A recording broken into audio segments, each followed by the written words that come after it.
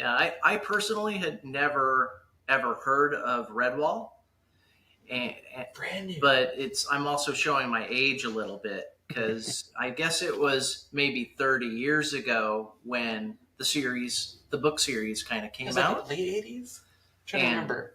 Yeah, and so now the children that were reading those book series, which were, I guess, millions of readers, are in their 30s now. And so when I do talk to a handful of people, they are like, "Oh, I totally know about Redwall," kind of thing. So Fans I'm love like, it. "Wow, it is pretty popular." Are you guys all fans?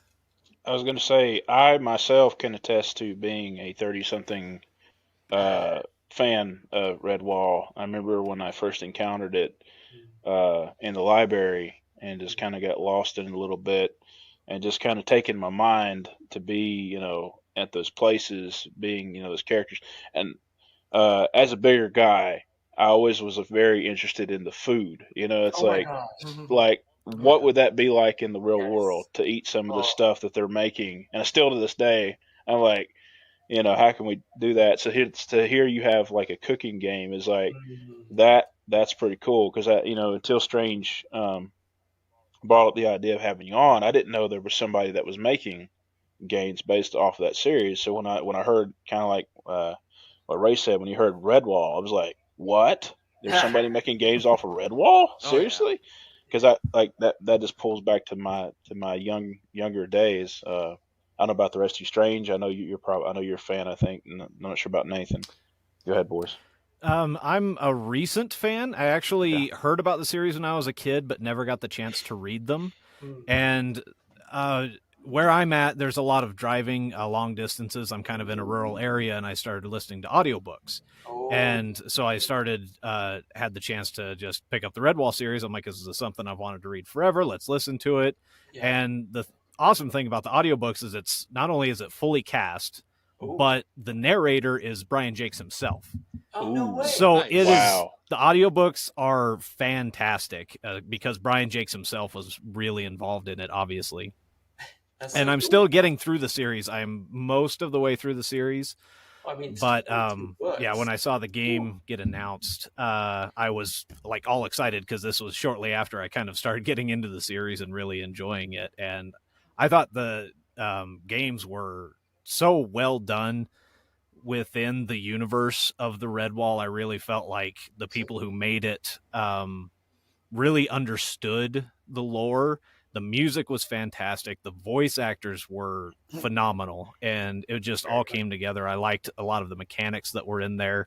Cool. And I thought it was a good game. It was a little glitchy, which is kind of worked out because that's how I ended up getting connected with you guys. Ethan Whitted, Okay. I'm hoping I'm saying that right. Yes, Ethan. Reached out to me because I was streaming the game and was having glitching problems, and he reached out to me and wanted to see if he could help me figure out what was going on and maybe get some fixes. We couldn't ultimately fix it, but then he told me about the re-release of all 3 chapters coming together in the anthology series, and it was fantastic. And then that led to me talking to him about bringing him or someone else on the podcast, and that led to you guys, which I'm very thankful for. Absolutely. So that's so fun. Yeah, we're always working on bugs. Every Friday is bug day.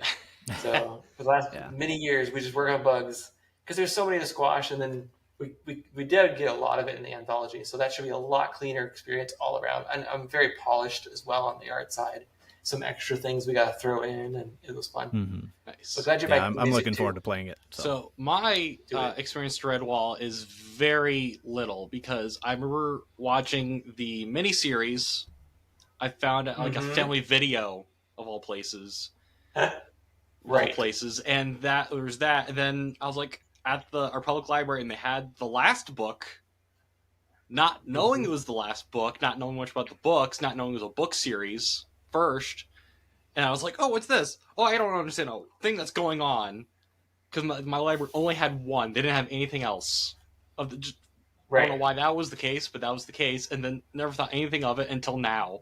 I was like, "Oh yeah, there's that animated miniseries that they did that covered I think the somewhat of the first 3 books or whatever it did." Yeah, there's a lot of content because there's like 22 books in the main series, and there's several cooking books and like a few other like books that add to the world and kind of explain a little bit. But yeah, lots of content. Oh yeah, lots of cool stories. I think there's a